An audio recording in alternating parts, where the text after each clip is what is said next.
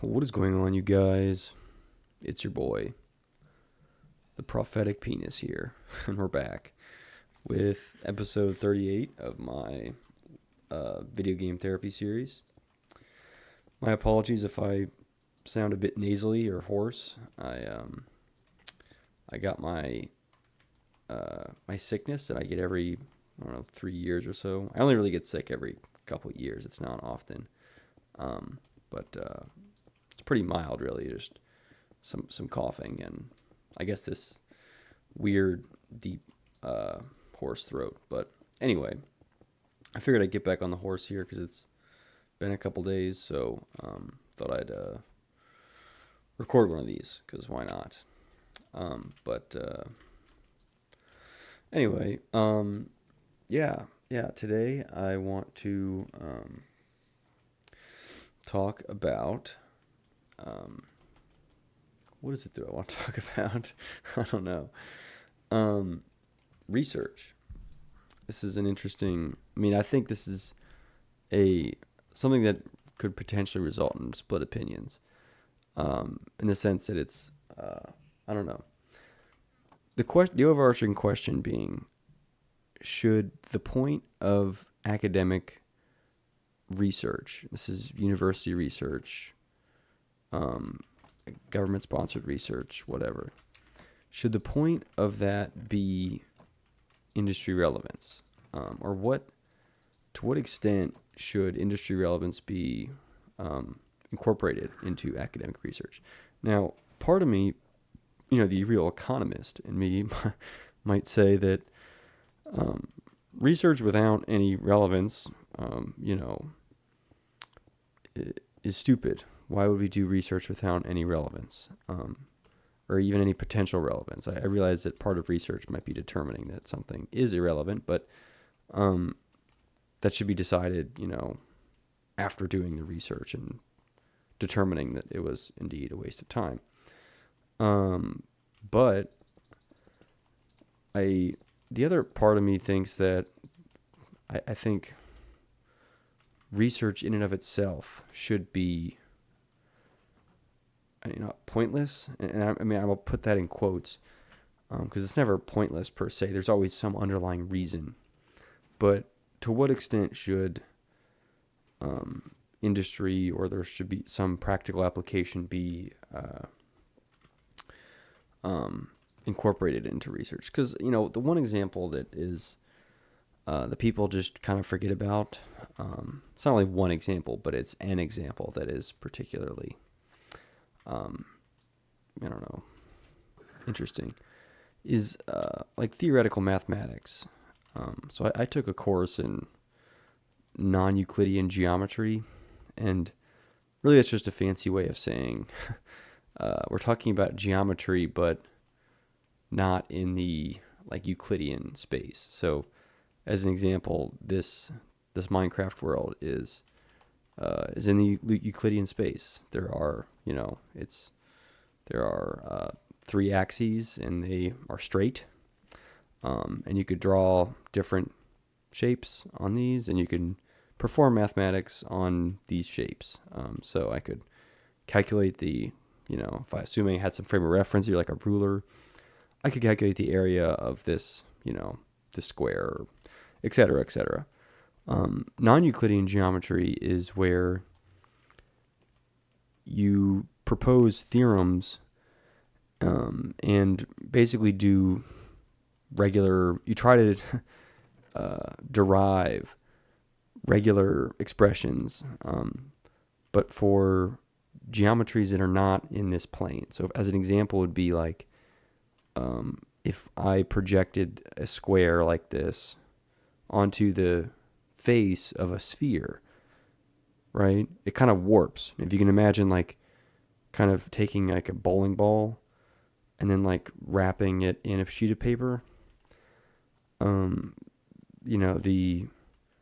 if you live, according to this bowling ball, the geometry of the sheet of paper looks much different to you and functions much different than it would if you just had the sheet of paper in Euclidean space. Now, granted, I'm being very simplistic. If you are familiar with Euclidean and non-Euclidean geometry, this uh, you're probably punching the computer, angry at how I'm explaining this. But to a layman, that this is, and I would consider myself, even after taking the class, I'm still a layman.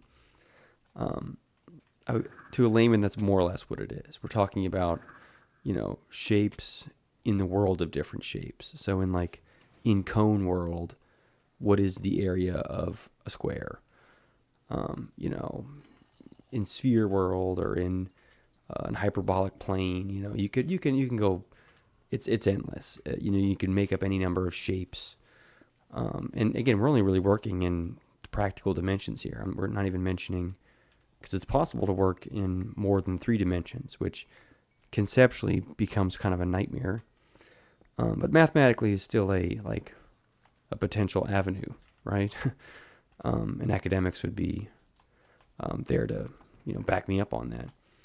Now the reason I bring this obscure, not really kind of obscure, it is obscure, thing into is because what's relevant there to industry, really? If I asked a government official what they could do with this, any kind of new research on this, let's say they figured out how to calculate the area of a tetrahedron or some BS in cone world, right? How is that relevant at all to anything? And the answer is in the immediate future, really, or even just any foreseeable future, it's not. There's almost zero relevance. But that doesn't stop the fact that,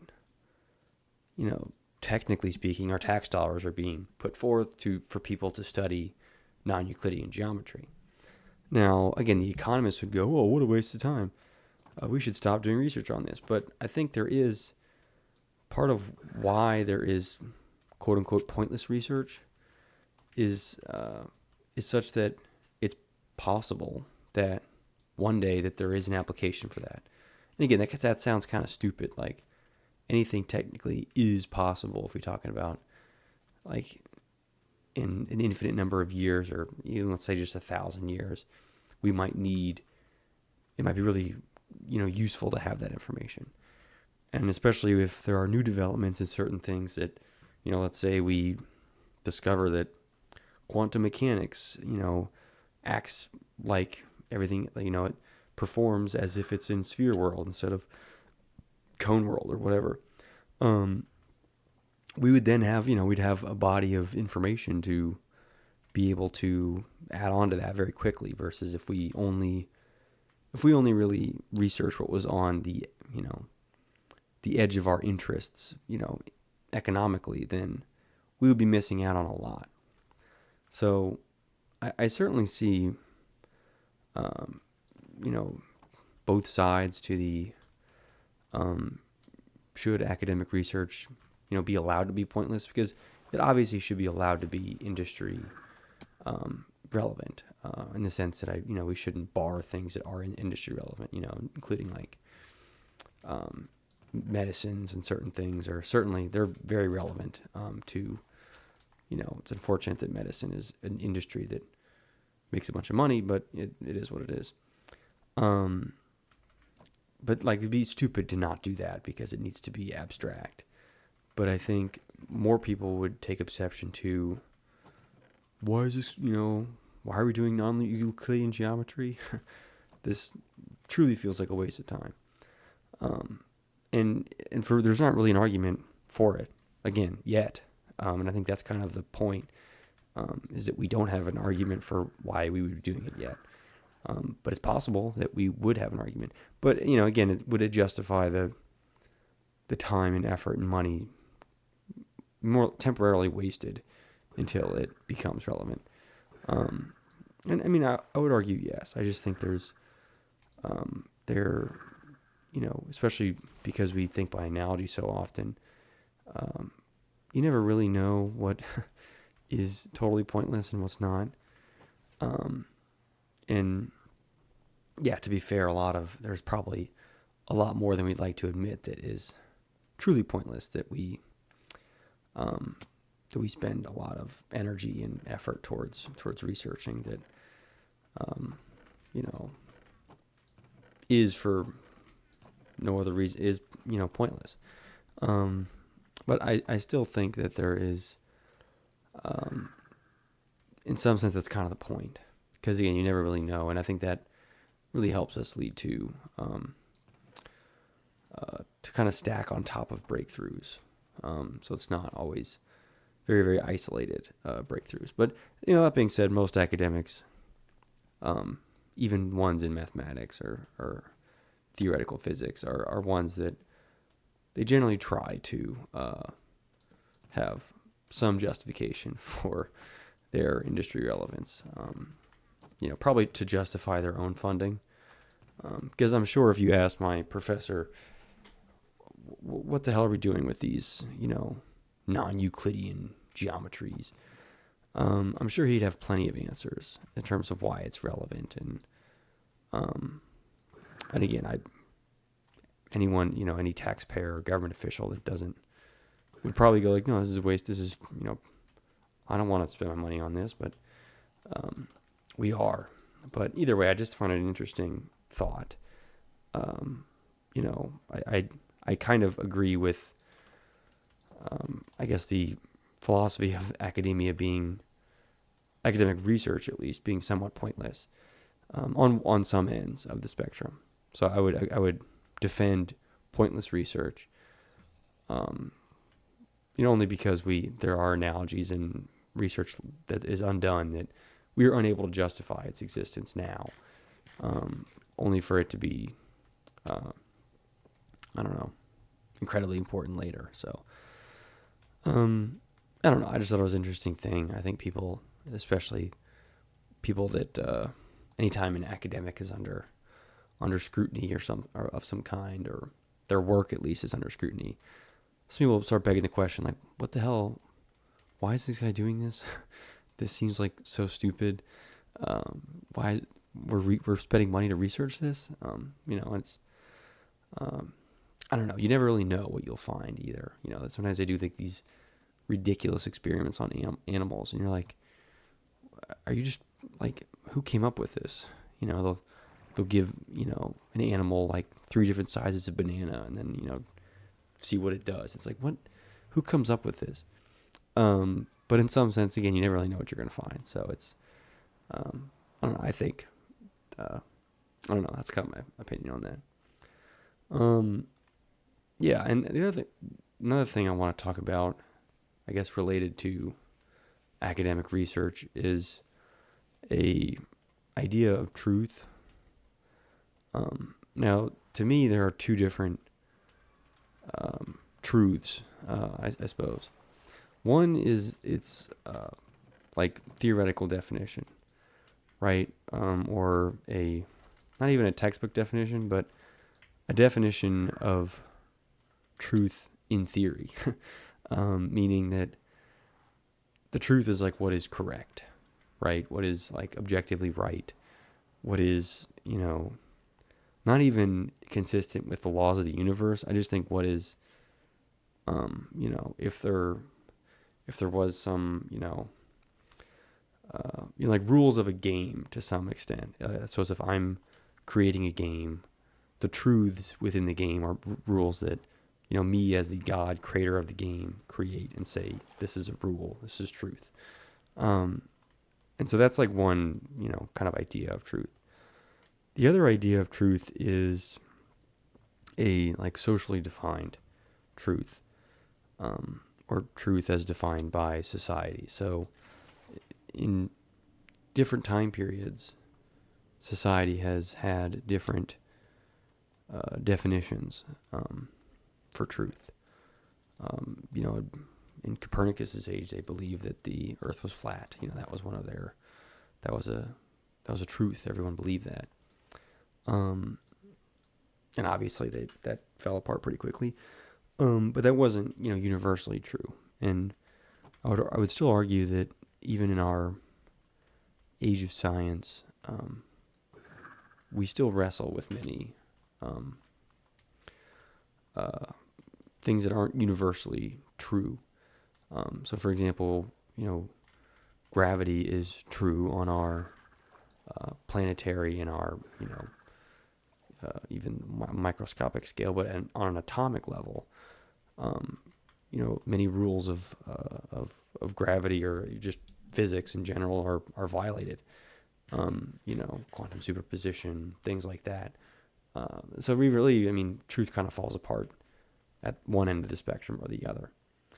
And I'm totally fine with the theoretical definition of truth.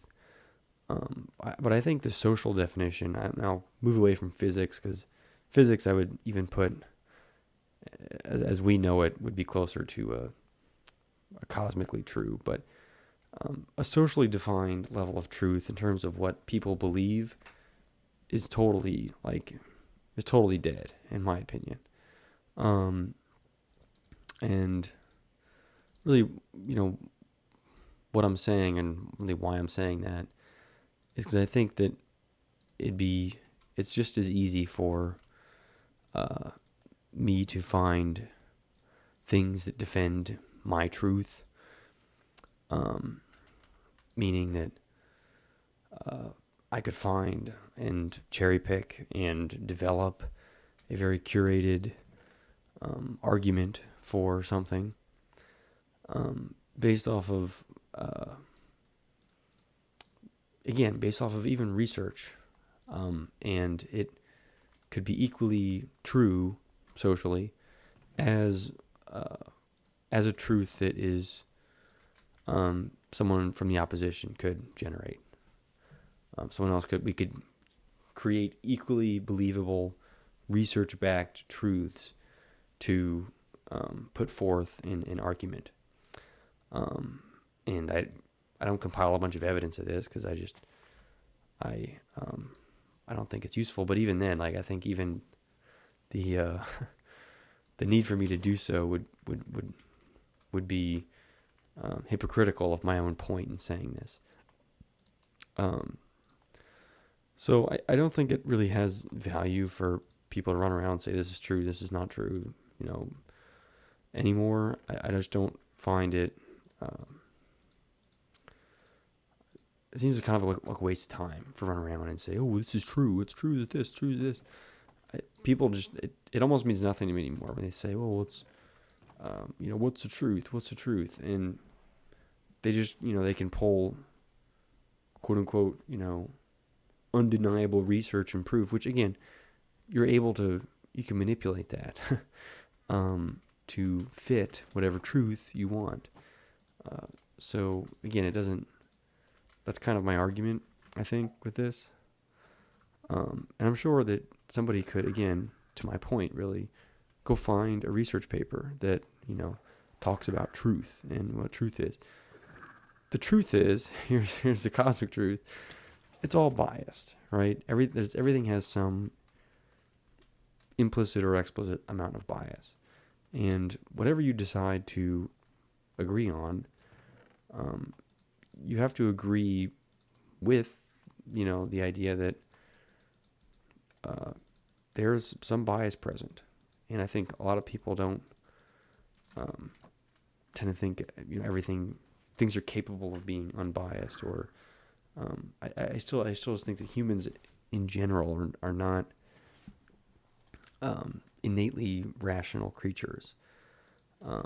We rationalize very well, but I think we make emotional decisions based off of a rationality that is not logical.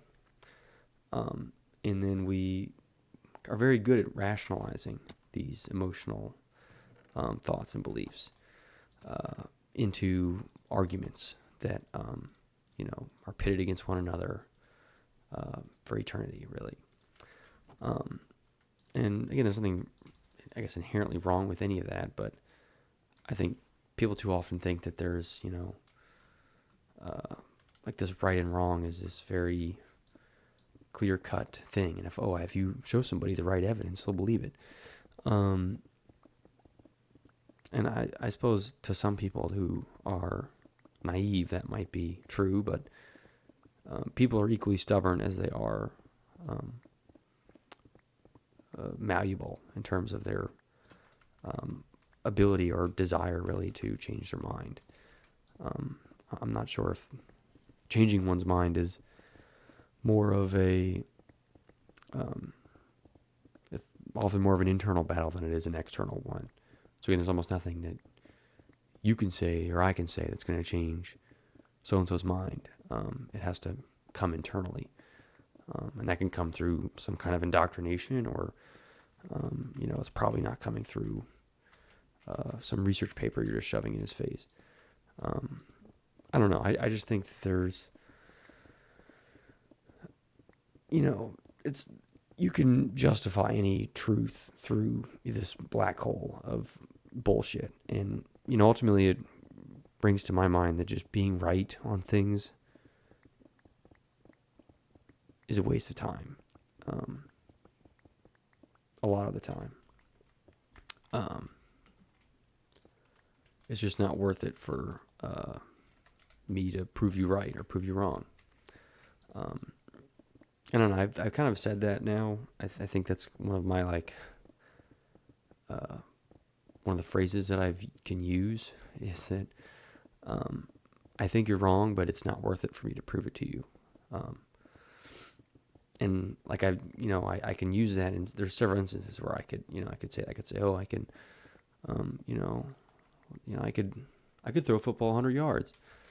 And they're like, no, you can't. And so go prove it. And it's like, well, are you really going to organize a time to go get a football and go out to a field? I'm going to warm up to prove you, even if, let's say it was true and I could throw a football 100 yards. To me, it's easier to just say, well, you're wrong, but it's not worth it for me to prove you otherwise. And I don't know. I think that's kind of where I've reached at, the conclusion I've reached even in a lot of social settings where it's, I think you're wrong, but I'm not. It's not worth it for me to prove it to you, really. So I don't know. I just think that our view of truth as a theory now is sufficiently divulged from a practical social definition of truth. So I don't know. It's interesting. So I don't know. Think about if you believe in true truth, or if it's all just each other's truths that we have justified in some way to be truer than whatever. I don't know. See what See what your internal psyche says about the relative truth of truths. I don't know. I think it's all kind of bullshit. Anyway, yeah. I think one thing that is inherently difficult about what I try to do in these videos is metacognition. Metacognition is just thinking about thinking. But I think inherently there's a lot of limitations about that. And it's paradoxical in some sense. I'm unable, even if I was a disassociated body of my mind, I still don't think it is possible to correctly assess and think about the act of thinking. I think it's something that just kind of happens. I think, we can look at neuroscience or something as a beacon of hope for that, in the sense that perhaps we're able to, determine what sequence of electrons firing equals what thought. But even then, I still think there's a lot of limitations and paradox involved in thinking about thinking. So I don't know. It's certainly something that is that I do a lot, I think, in this. But in some sense, it to me, I just think I should just leave it alone, because it often doesn't really go anywhere. It just kind of goes in circles, which I guess, is the paradox of it. But it is. It's the reason I keep coming back to it is because I do think it is quite interesting. But it ultimately is mostly a waste of time. Because it's again, it's really. I don't think you're able to do it really. So. Anyway, I guess the last thing I want to say about metacognition is it feels asymptotic in some sense, in the way that I feel like I often get close to ideas, but I'm unable to fully reach them in the same way an asymptote, like a line getting closer to another line, never really hits the actual line. It's just you can only really get close, and I think that's the draw of it is that I think I'm able to get close, but never really reach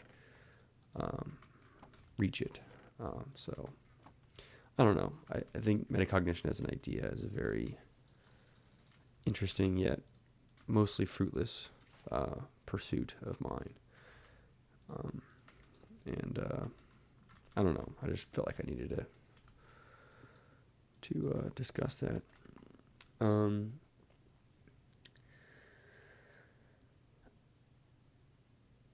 Yeah. Speaking about economic value, I think it's often a large component of a lot of what we talk about and do is tied to our economic value. So we talk about success as economic value, more or less. That's really how most people define it. And it's not, they don't define it themselves that way. I think they just are more or less influenced to define it as a economic or social function amount of success. Popularity contest, whatever you want to talk about, however you want to think about it, really. But, and especially with I think the increase in job displacement that will occur because of technological advancements, I think it's interesting to think of waste and not necessarily of product. I guess in some way of product, but of human waste. And not shit. I mean, like humans, as in like a living human, their ability to work or do anything is wasted. Not in the sense that their potential is ruined, but more or less they are not needed not needed by society. It's and it's a real. I think it's a real thing. I think there are. We're already kind of seeing some of that, where some people there's just no use for them anymore. I think it'll become a growing, I suppose, trend, for lack of a better way of putting it. And I'm curious to see what solution society has for human waste. And it certainly won't be what the solution is for waste in the traditional sense. At least I hope not. Because in the case then that you're ever wasted, you will be in a boat on a landfill, surrounded by other people that are also considered waste. But it is an interesting idea, and it is, to be fair, is completely a subjective view, right? Many people would say that humans can't be waste, but economically, that's humans can be waste, of course. That's an obvious sort of truth of that people can be economically useless, right? Homeless people are a good example. They don't contribute anything economically. I suppose they contribute a negative amount, but I suppose that would be considered a waste, and I'm sure some pure economists would want them launched into the right where we put all the rest of our actual trash. Um, but surely there can't be 40% of people deemed uh, social waste that just end up uh, you know on the side of the road. So I suppose I'm just really curious to see what uh, you know what happens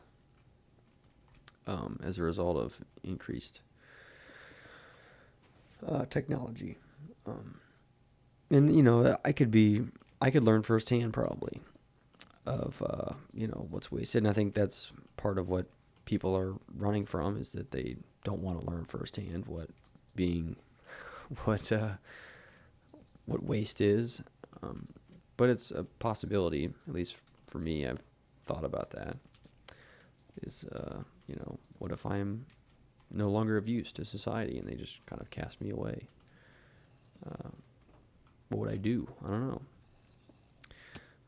Either way, it's an interesting thought. It is subjective, and it's unfortunate that it's many people feel that that's the race that they're against, is them versus their obsolescence. But regardless, I don't know. I don't really have much else. I thought I would go deeper down that rabbit hole, but unfortunately, I do not. One thing I've brought up several times that I think I'm worried I'm being labeled here is that to which my relationship with technology. So I've been very critical of technology on several occasions, and I don't ever want to propose that technology as a thing is bad. Obviously, I exist in the field of technology in terms of my quote-unquote professional career and even my leisure time. This is modern technology right now. But I don't hate technology. What I do hate is what I would consider technology that serves the wrong purpose. So like counterproductive technology. And I don't mean productive technology in terms of like what generates money, because money does not equal productivity in my eyes. I think technology should exist in some ways, whether this is cynical or not, but it should exist to serve humans and serve our needs. And I guess in that way, I am speciesist. I believe that humans are inherently better than our technological counterparts, and I guess in some ways you could draw animals into that comparison. But it wouldn't it make sense for me to think that humans are better? Like, I am one. We all, if you're listening to this, you are as well. So why would I favor the lives of things that aren't me? And maybe it's closed-minded, but I don't really see that as being closed-minded. I think that is inherent in everyone's beliefs. And I think if you don't believe that, I think you are deluding yourself in some ways. So if you truly think that, like, dogs are equal to humans, I think that's delusional. So sorry, I suppose, if you are one of these dog absolutists, but anyway, I hate technology that literally just doesn't make life more difficult, but it makes life worse. And those are two different things. The first, making life more difficult, is like, and I guess I'll bring back the mowing your lawn example. For most people who have a lawn, the reason they would buy a lawn Roomba was so that they wouldn't have to mow the lawn anymore. The Roomba would do it. And I think that is okay only if, like, you're like disabled or something and you can't mow the lawn. But mowing your lawn, in my opinion, is an objectively good thing for humans to do because you get out in the sun, or I guess if it's raining or something, but even then, if it's raining, your Roomba can't be outside. Um, you get outside. People don't go outside enough. They're touching grass. Again, people don't touch grass enough. And you do a small amount of manual labor. It's really not that hard, unless your lawn is enormous. Which, by any case, if your lawn was enormous, that little Roomba thing ain't gonna, it's probably, you probably would pick a different, you probably just get a riding lawnmower or pay somebody to mow your lawn. Either way, I think, technically, I guess on the surface, the Roomba does serve humans. Okay, it does something that we could do. And again, I think if you're disabled, it's a good technology. So the technology itself should exist. However, if you are otherwise healthy and there's no way you're that busy and you can't cut your own fucking grass, the technology is making life worse for you because now, again, what are you doing instead of mowing your lawn? Right? I can't think of a single person who's doing, I guess if you're a doctor that works 24/7, but even then, like, I don't think. Bruh. All right, guys, sorry about that. I know it's a rare cut in a video game therapy video, but for some reason I got cut off from there, and I didn't feel like posting a 36-minute Buckets Banter. Oh shit! Whoa, that was insane. Wow. And instead I opted just to finish up in a separate thing and then just put them together. So the reason I don't edit these videos at all is because there's only really one reason, is that the files are huge, and that's pretty much it. So I'll just have to suffer with this enormous file. But anyway, I figured I could finish off the last few minutes, only because we got so far last time.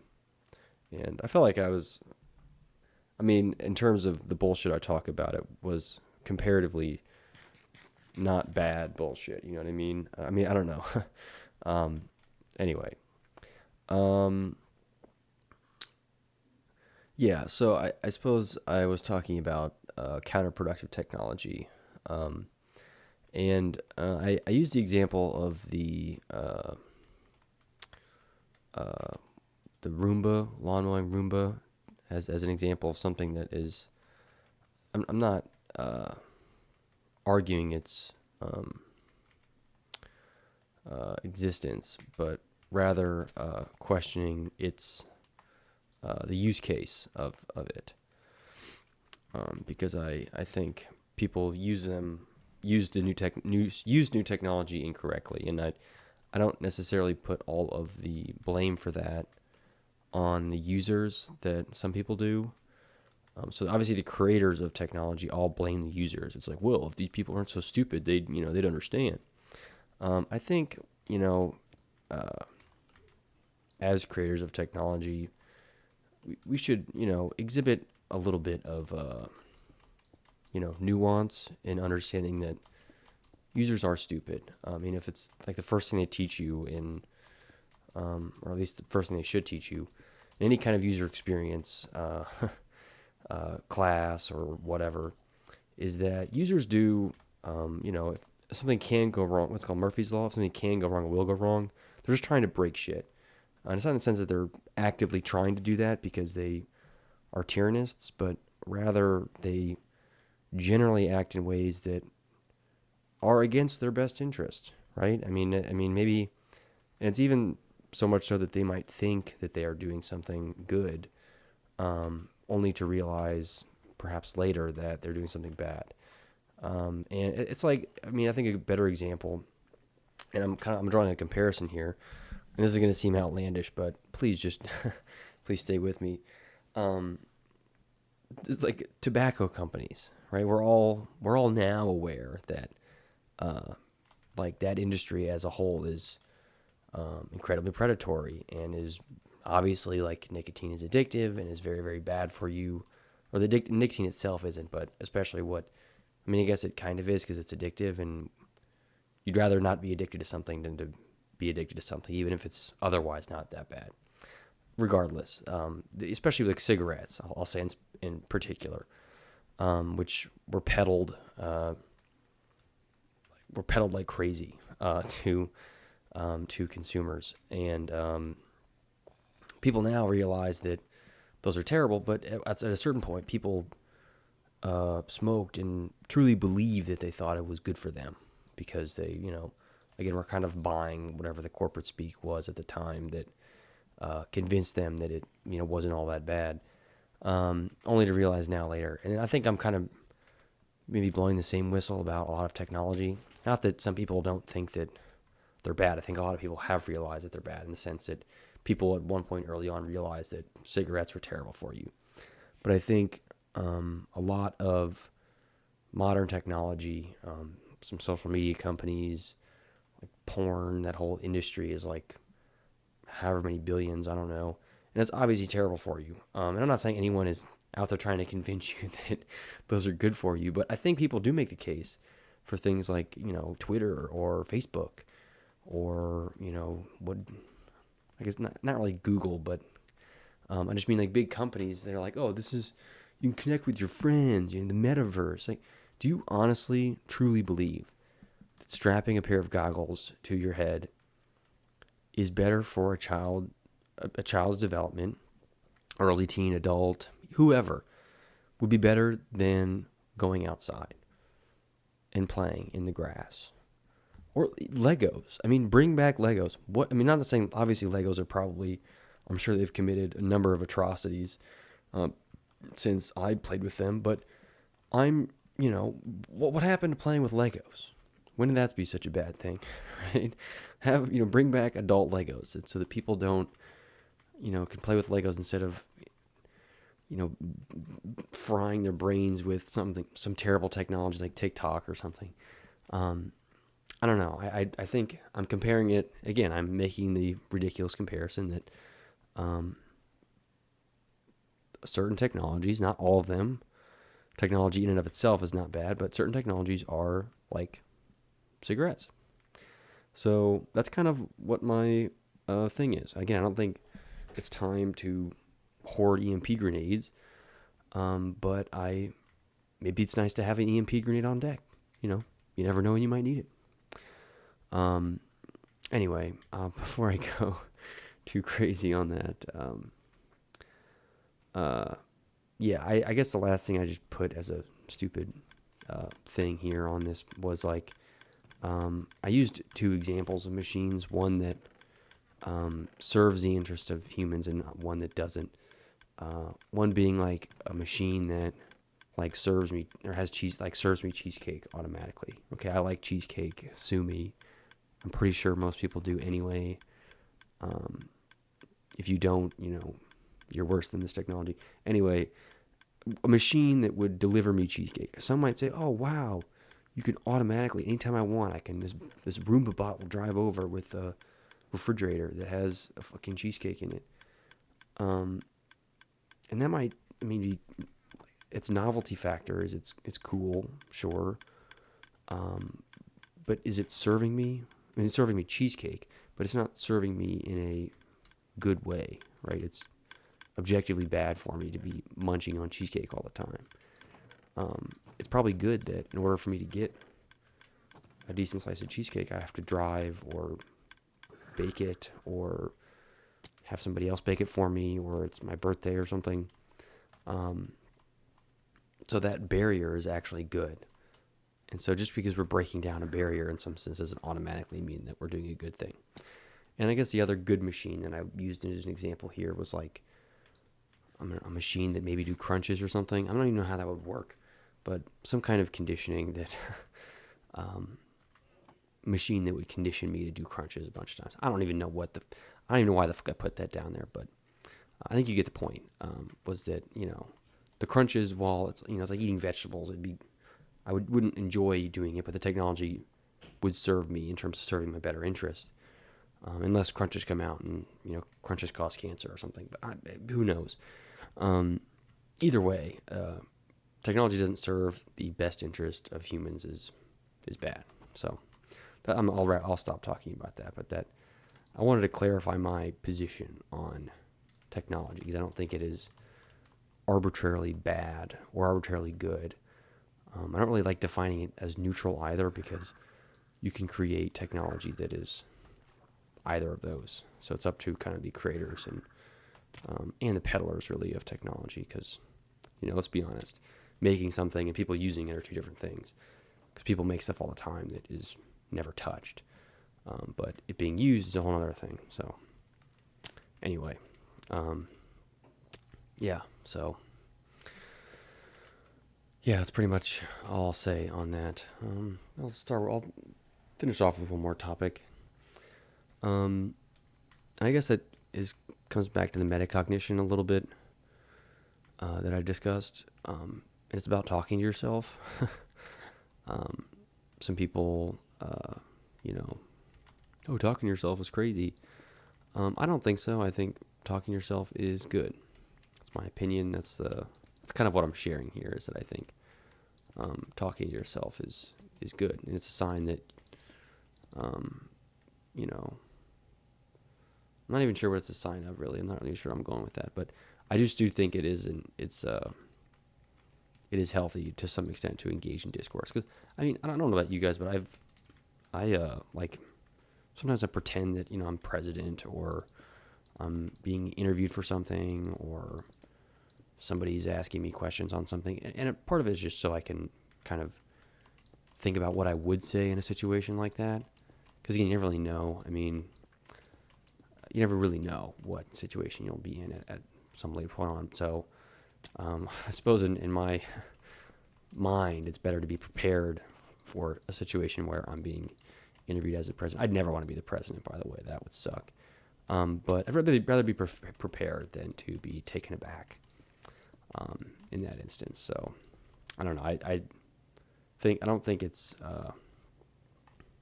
you should judge people that talk to themselves. I think that's totally normal. So I don't know. That's kind of my only.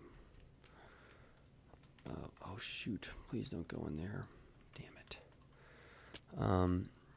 Anyway, I gotta go find this stupid hopper. That's obnoxious.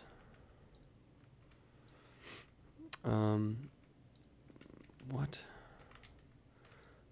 Shoot, I lost the hopper. Anyway,